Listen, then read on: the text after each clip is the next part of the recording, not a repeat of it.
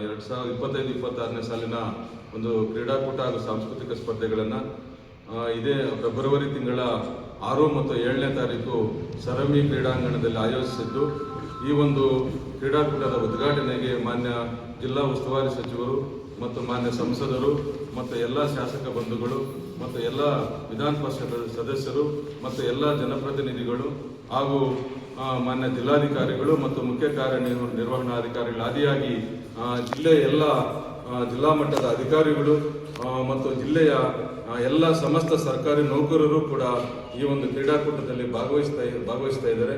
ಈ ಕ್ರೀಡಾಕೂಟವನ್ನು ನಾವು ಕಳೆದ ಬಾರಿನೂ ಕೂಡ ತಮ್ಮೆಲ್ಲರ ಸಹಕಾರದಿಂದ ಅತ್ಯಂತ ಯಶಸ್ವಿಯಾಗಿ ನಮ್ಮ ಜಿಲ್ಲೆಯಲ್ಲಿ ನಡೆಸಿದ್ದೇವೆ. ಈ ಬಾರಿನೂ ಕೂಡ ಈ ಒಂದು ಸರ್ಕಾರಿ ನೌಕರರ ಕ್ರೀಡಾಕೂಟವನ್ನು ಅತ್ಯಂತ ಅರ್ಥಪೂರ್ಣವಾಗಿ ಮತ್ತು ವಿಜೃಂಭಣೆಯಿಂದ ಆಚರಿಸಬೇಕು, ಇದೊಂದು ನೌಕರರ ಹಬ್ಬ ಅಂತ ಹೇಳಿ ಭಾವಿಸಿ ನಾವು ಈ ಒಂದು ಕಾರ್ಯಕ್ರಮವನ್ನು ಆಯೋಜನೆಯನ್ನು ಮಾಡಿದ್ದೇವೆ. ವಿಶೇಷವಾಗಿ ಎಲ್ಲ ಸರ್ಕಾರಿ ನೌಕರರು ಒತ್ತಡದ ಒಂದು ಕೆಲಸದ ಸಮಯ ನಿರ್ವಹಿಸತಕ್ಕಂಥ ಸಂದರ್ಭದಲ್ಲಿ ನೌಕರರಿಗಾಗಿ ವರ್ಷವೂ ಕೂಡ ಕ್ರೀಡಾಕೂಟ ಮತ್ತು ಸಾಂಸ್ಕೃತಿಕ ಸ್ಪರ್ಧೆಗಳನ್ನು ಕ್ರೀಡಾ ಇಲಾಖೆ ಮತ್ತು ಯುವಜನ ಇಲಾಖೆ ಆಯೋಜನೆ ಮಾಡಿರ್ತಕ್ಕಂಥ ನಿಟ್ಟಿನಲ್ಲಿ ನಾವೆಲ್ಲನೂ ಕೂಡ ಭಾಗವಹಿಸ್ತಕ್ಕಂಥ ಸುಮಾರು ನಮ್ಮ ಜಿಲ್ಲೆ 2,000 ನೌಕರರು ಈ ಕ್ರೀಡಾಕೂಟದಲ್ಲಿ ಭಾಗವಹಿಸ್ತಾರೆ.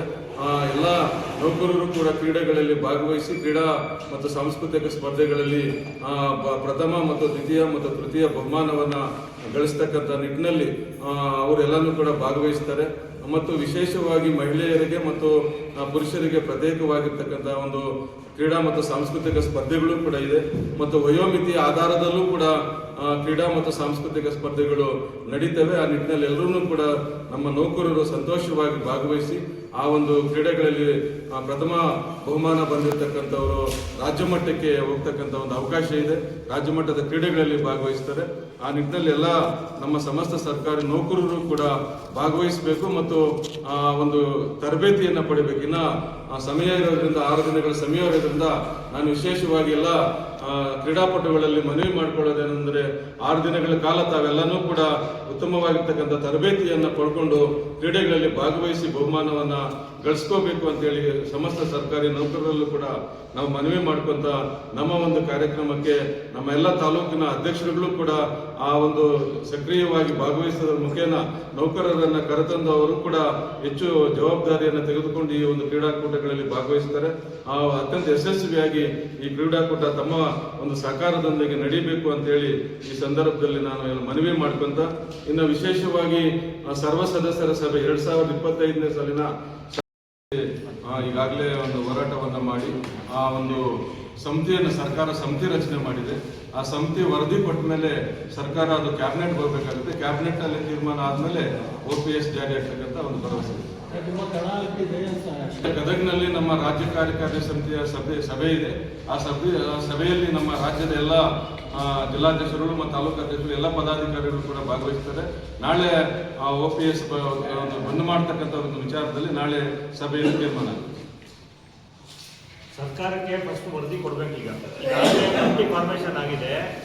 ಈಗ ಅವರು ವರದಿಯನ್ನ ಕೊಡುವಂತ ಸಂದರ್ಭದಲ್ಲಿದ್ದಾರೆ. ಹಾಗಾಗಿ ನಮ್ಮ ರಾಜ್ಯಾಧ್ಯಕ್ಷರಾದ ಷಡಾಕ್ಷರಿ ಅವರು ಈಗಾಗಲೇ ಹಲವು ಸುತ್ತಿನ ಮಾತುಕತೆಯನ್ನ ಆ ಸಮಿತಿಯ ನೇತೃತ್ವ ವಹಿಸಿರುವಂತಹ ಎಲ್ಲ ಅಧಿಕಾರಿಗಳನ್ನ ಈಗಾಗಲೇ ಭೇಟಿ ಮಾಡಿದ್ದಾರೆ.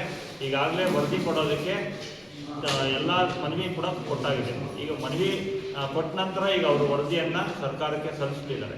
ಸಲ್ಲಿಸಿದ್ದಾದ ನಂತರ ಸರ್ಕಾರ ಯಾವ ಥರ ಕ್ರಮ ತೆಗೆದುಕೊಳ್ಳುತ್ತೆ ಅನ್ನೋದನ್ನ ಆಧಾರವಾಗಿ ಮುಂದಿನ ನಡೆಗಳನ್ನು ನಮ್ಮ ರಾಜ್ಯಾಧ್ಯಕ್ಷರು ಷಡಾಕ್ಷರಿ ಅವರು ನಾಳೆ ನಡೆಯುವ ಸಭೆಯಲ್ಲೂ ತೀರ್ಮಾನ ತಗೊಂತಾರೆ.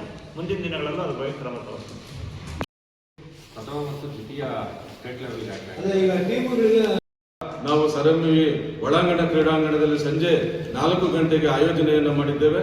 ಆ ಒಂದು ಸಭೆಯಲ್ಲಿ ಸರ್ವ ಸದಸ್ಯ ಸಭೆಯಲ್ಲಿ ನಾವು ಆಯವ್ಯಯವನ್ನು ಮಂಡಿಸ್ತಕ್ಕಂಥ ಒಂದು ಕಾರ್ಯ ಇದೆ. ಮತ್ತು ಆ ಒಂದು ಸಭೆಗೂ ಕೂಡ ನಮ್ಮೆಲ್ಲ ತಾಲೂಕು ಅಧ್ಯಕ್ಷರು ಮತ್ತು ಜಿಲ್ಲಾ ಸಂಘದ ಎಲ್ಲ ಪದಾಧಿಕಾರಿಗಳು ಮತ್ತು ಎಲ್ಲ ಸರ್ವ ಸದಸ್ಯರು ಸರ್ವ ನೌಕರರು ಕೂಡ ಭಾಗವಹಿಸುವುದರ ಮುಖೇನ ಸರ್ವ ಸದಸ್ಯರ ಸಭೆಯನ್ನು ಕೂಡ ಅತ್ಯಂತ ಯಶಸ್ವಿಯಾಗಿ ನಡೆಸಿಕೊಡ್ಬೇಕು ಅಂತೇಳಿ ನಾನು ಎಲ್ಲ ಸಮಸ್ತ ಸರ್ಕಾರಿ ನೌಕರರಲ್ಲೂ ಕೂಡ ಮನವಿ ಮಾಡ್ಕೊಂತ ತಾವು ಕೂಡ ನಮ್ಮ ಒಂದು ಉದ್ಘಾಟನೆ ಕಾರ್ಯಕ್ರಮಕ್ಕೆ ಮತ್ತು 2 ದಿನಗಳ ಕಾಲ ಕ್ರೀಡಾ ಕಾರ್ಯಕ್ರಮಗಳಿಗೆ ತಾವು ಕೂಡ ಭಾಗವಹಿಸುವುದರ ಮುಖೇನ ನಮ್ಮ ಕಾರ್ಯಕ್ರಮವನ್ನು ತಮ್ಮ ಎಲ್ಲ ಪತ್ರಿಕೆಗಳು ಮತ್ತು ದೃಶ್ಯ ಮಾಧ್ಯಮಗಳಲ್ಲಿ ಪ್ರಕಟವಹಿಸ್ತಾ ನಾನು ಮಾತನ್ನು ಮುಗಿಸ್ತೇನೆ. ಜೈ ಹಿಂದ್, ಜೈ ಕರ್ನಾಟಕ. 1,000 ಜನ ಭಾಗವಹಿಸ್ತಾರೆ. ಕ್ರೀಡಾ ಮತ್ತು ಸಾಂಸ್ಕೃತಿಕ ಸ್ಪರ್ಧೆಗಳು. ನಾವು ಇಲಾಖೆಯ ಒಂದು ಸುತ್ತೋಲೆಯ ಪ್ರಕಾರ ಎಲ್ಲ ಒಂದು ಕ್ರೀಡೆಗಳನ್ನ ನಡೆಸೋದಕ್ಕೆ ನಾವು ಪ್ರಯತ್ನ ಪಡ್ತೀವಿ. ಕಬಡ್ಡಿನೂ ಇದೆ, ಅದೆಲ್ಲವನ್ನೂ ಕೂಡ ನಾವು ಭಾಗವಹಿಸ್ತೀವಿ. ವಿಶೇಷವಾಗಿ ಈ ಸರ್ತಿ ನಮ್ಮ ಒಂದು ಗ್ರೂಪ್ ಗೇಮ್ಸ್ ಥ್ರೋಬಾಲ್ ಇದೆ, ವಾಲಿಬಾಲ್ ಇದೆ, ಕಬಡ್ಡಿ ಮತ್ತು ಹಾಕಿ ಇವೆಲ್ಲನೂ ಕೂಡ ಬಾಲ್ ಬ್ಯಾಡ್ಮಿಂಟನ್ ಇಂಥ ಒಂದು ಆಟಗಳನ್ನು ಆಡಿಸುವುದರ ಮುಖೇನ ನಾವು ಇದು ಮಾಡ್ತೀವಿ.